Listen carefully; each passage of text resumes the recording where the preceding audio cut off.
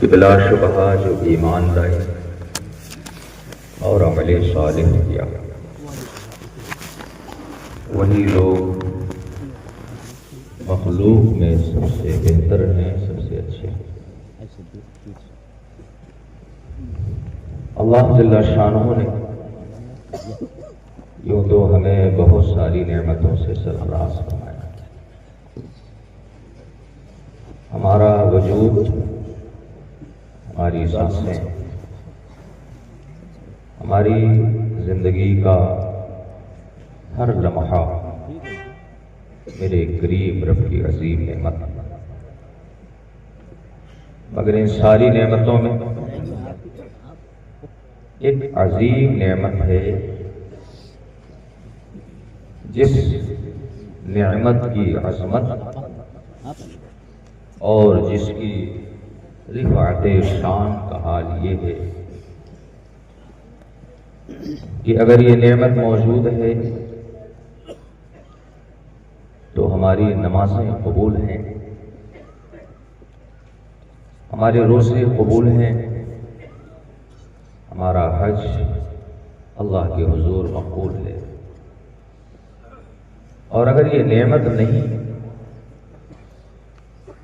تو انسان زندگی بھر سجدے کرتا رہے مگر پھر بھی اس کے سجدے اللہ کی بارگاہ میں مقبول نہیں ہو سکتے۔ زندگی بھر انسان اللہ کی عبادتیں کرتا رہے لیکن اگر یہ نعمت نہیں ہے تو اس کی ساری عبادتیں اللہ کے حضور مقبول نہیں۔ آپ بخوبی سمجھ گئے ہوں گے کہ یہ کون سی عظیم نعمت ہے جس پر ہمارے اعمال، ہماری عبادتیں اور ہمارے جتنے بھی نیک افعال ہیں ان کی قبولیت اور ان کی اجابت اسی عظیم نعمت پر موقوف ہے۔ وہ عظیم نعمت ایمان ہے، عظیم نعمت دولت ایمان ہے۔ انسان کے دل میں اگر ایمان کی نعمت و دولت ہے تو اس کی نمازیں بھی اللہ کے حضور مقبول ہیں، اس کے روزے بھی اللہ کی بارگاہ میں مقبول ہیں، اس کا حج اللہ جل شانہ کی بارگاہ میں مقبول ہے۔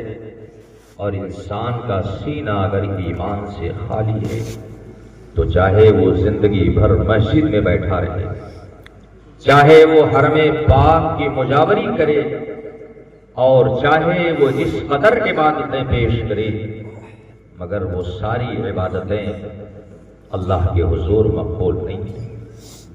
ایمان اللہ جل شانہ کی وہ عظیم نعمت ہے کہ اس عظیم نعمت پر اگر ہم زندگی بھر اللہ کا شکر ادا کریں تو ادا نہیں کر سکتے۔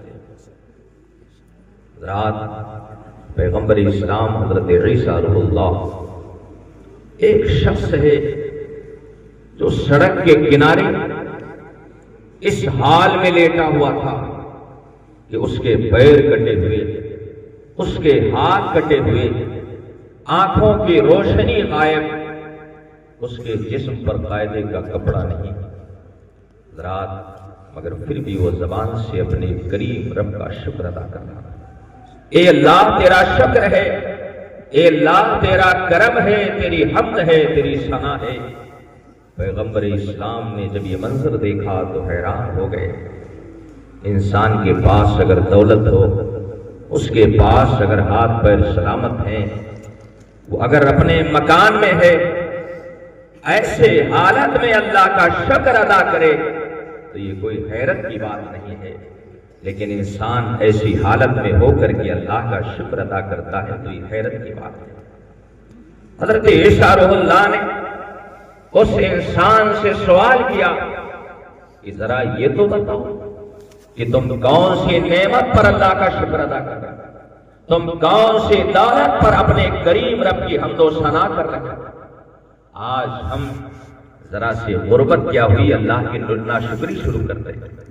آج ہمارے گھر میں ذرا سی پریشانی کیا آئی کہ ہم اللہ کی ناشکری کرنے لگتے ہیں.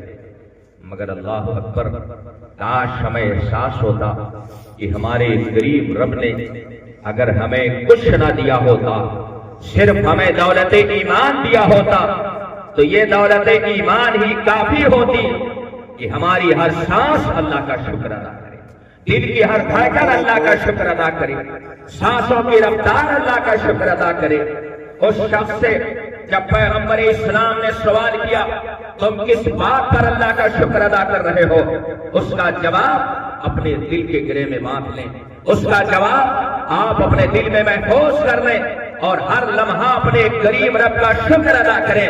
اس شخص نے کہا تھا اے پیغمبر اسلام، ہمارے پاس پیر نہیں تو کیا ہوا، ہاتھ کٹے ہیں تو کیا ہوا، آنکھوں میں بینائی نہیں تو کیا ہوا، جسم پر قائدے کا کپڑا نہیں تو کیا ہوا، رہنے کو مکان نہیں تو کیا ہوا، کھانے کو لقمہ نہیں تو کیا ہوا. یہ کیا کم ہے کہ ہمارے کریم رب نے ہمیں دولت ایمان عطا کیا. آپ اس نعمت کی قدر و قیمت کا احساس کریں. اسی لیے ہم سب کے اماموں کے امام، حضرتوں کے حضرت اعلی حضرت نے فرمایا سونا جنگل رات ہے، چھائی بدلی کالی ہے، سونے والے جاگتے رہیو، چوروں کی رکھوالی ہے. یہ کون سے چور تھے؟ یہ مال و دولت کے چور نہیں تھے، یہ سامان اور درہم و دینار کے چور نہیں تھے، یہ روپے اور پیسے کے چور نہیں تھے، بلکہ یہ ایمان کے چور تھے، یہ عقیدے کے چور تھے. ہمارے ہی بھیس میں، ہمارے ہی لباس میں آ کر کے، ہمارے درمیان آ کر کے، نمازیں پڑھ کر کے انہوں نے ہمارے ایمان اور عقیدے پر ڈاکہ ڈالا ہے.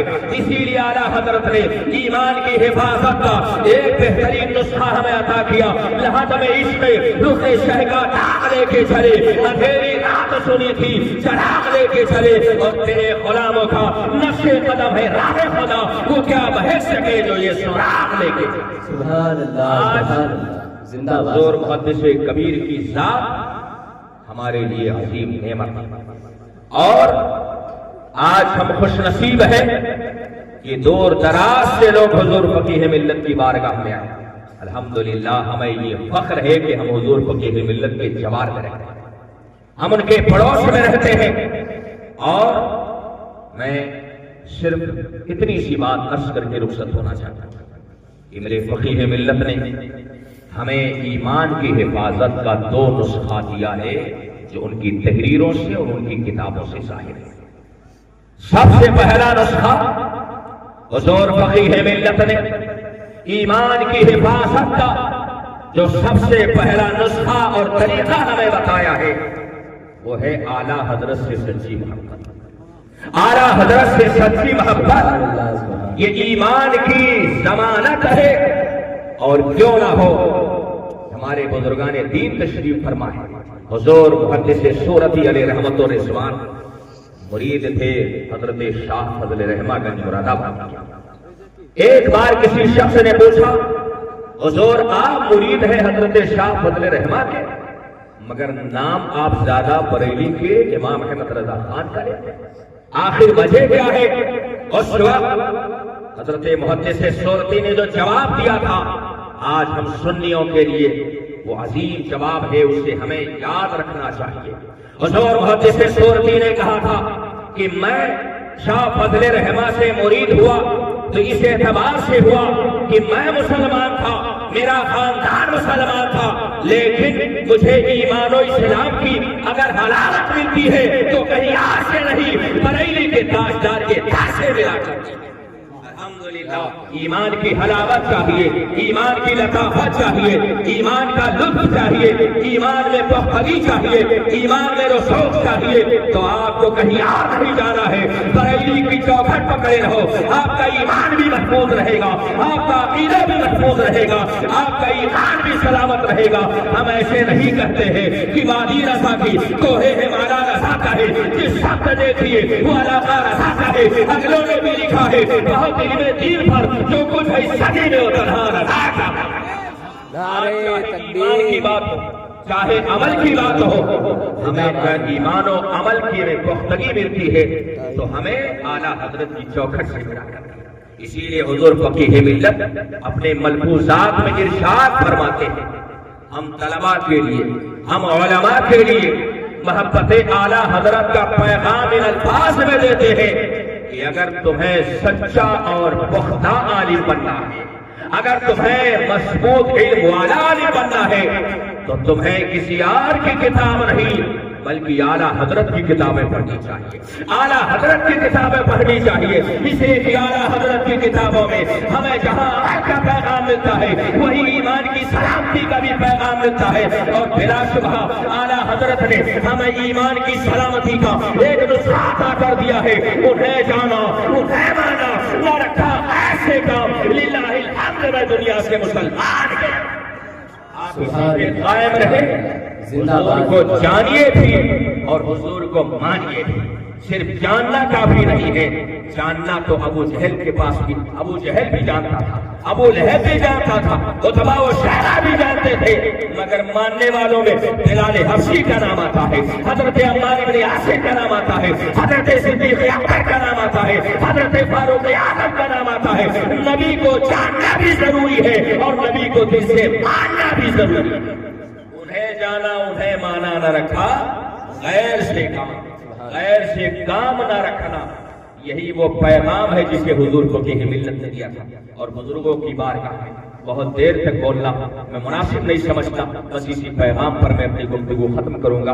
حضور فقیہ ملت نے فرمایا تھا کہ بد مذہب سے ایسے بھاگو، بد مذہب سے ایسے بھاگو کہ جیسے شیر سے بھاگو۔ آپ اس پیغام کی حقیقت و معنویت پر غور کریں تو آپ کو احساس ہوگا کہ امام اہل سنت نے جو ہمیں پیغام دیا تھا وہ پیغام وہی پیغام تھا جو حضور تاج الشریعہ نے دیا تھا۔ حضور تاج الشریعہ نے ارشاد فرمایا تھا، نبی سے جو ہو بیگانہ اسے جدا کر دیں، پدر مادر برادر جان و دل ان پر فدا کر دیں۔ بلا شبہ ایمان کی حفاظت اگر چاہیے بد مذہبوں سے دوری بنانی پڑے گی۔ آج بات شادیوں کی آتی ہے، بات آج رشتے داریوں کی آتی ہے، بات ہوٹل پر چائے پینے کی آتی ہے۔ ہم بہت دوستی بانٹتے ہیں، رشتے داریوں میں خود جایا کرتے ہیں، جنازے میں شرکت کیا کرتے ہیں، کہتے ہیں یہ تو بد اخلاقی ہے نا، کوئی بد مذہب مل جائے اسے سلام نہ کرو، بد اخلاقی۔ میں کہتا ہوں بد اخلاقی یہ نہیں ہے کہ بد مذہب سے سلام کرو نہ کرو، بلکہ بد اخلاقی یہ ہے کہ بد مذہب سے سلام کیا جائے۔ حضور فقیہ ملت نے زندگی کا جو پیغام دیا تھا وہ وہی پیغام تھا جو اعلیٰ حضرت نے دیا تھا۔ انہیں جانا، انہیں مانا، نہ رکھا ایسے کام، للہ الحمد میں دنیا سے مسلمان کیا۔ اسی پیغام کو آج آپ اس فقیہ ملت سے لے کر کے جائیے اور ایمان کی حفاظت کیا کیجیے۔ اعلیٰ حضرت فرماتے ہیں سونا پاس ہے، سونا بن ہے، سونا زہر ہے اٹھ پیارا۔ سونا پاس ہے، یہ کون سا سونا ہے؟ یہ زیور والا سونا نہیں ہے، یہ وہ سونا نہیں ہے جسے گولڈ کہا جاتا، یہ ایمان کا سونا ہے، یہ یقین کا سونا ہے، یہ عقیدے کا سونا ہے، یہ عقیدت و محبت کا سونا ہے۔ سونا پاس ہے، سونا بن ہے، سونا زہر ہے اٹھ پیارے۔ تو کہتا ہے نیند ہی میٹھی، تیری بات ہی نرالی ہے، میٹھی نیند سے بیدار ہو جائیے، غلط رشتوں سے پرہیز کیجیے، غلط صحبتوں سے پرہیز کیجیے۔ یاد رکھیے کہ اگر ہم شیر کے قریب جائیں گے تو ہماری جان چلی جائے گی، اور اگر بد مذہب کے قریب ہوں گے تو ہمارا ایمان چلا جائے گا۔ ایمان بھی بچانا ضروری ہے، عقیدہ بھی بچانا ضروری ہے، بزرگوں سے عقیدت و محبت بھی بچانا ضروری ہے۔ اس لیے کہ جو اس راستے پر رہے گا انشاءاللہ تعالی وہ کبھی بھی گمراہ نہیں ہو سکتا ہے۔ اعلیٰ حضرت کی زندگی کو آپ پڑھیں، مطالعہ کریں، اور ان کے پیغامات و ارشادات کو اگر دیکھنا ہے تو حضور فقیہ ملت کے فتاوی کا مطالعہ کریں۔ میں نے اکثر مطالعہ کیا ہے، میں نے دیکھا ہے کہ شاید ہی کوئی فتویٰ ہو حضور فقیہ ملت کا جس میں فتاوی رضویہ اور فتاوی اعلیٰ حضرت کا حوالہ نہ ہو۔ یہ اعلیٰ حضرت سے سچی محبت ہے۔ اللہ کریم حضور فقیہ ملت کے تربت پاک پر رحمت و انوار کی بارش نازل فرمائے، اور ہم سب کو فیضان حضور فقیہ ملت سے مستفیض فرمائے۔ حضور محدث کبیر کی ذات جلوہ کرے۔ انشاءاللہ حضور والا کے فیضان زمانے فیض ترجمان سے انشاءاللہ تعالی ہم ناصحانہ کلمات سنیں گے اور اپنے دل کی کھیتی کو ہری بھری کریں گے. اللہ تعالی ان بزرگوں کا سائے کرم ہم گنہگاروں پر دراز سے دراز تر فرمائے. وما توفیق الا باللہ.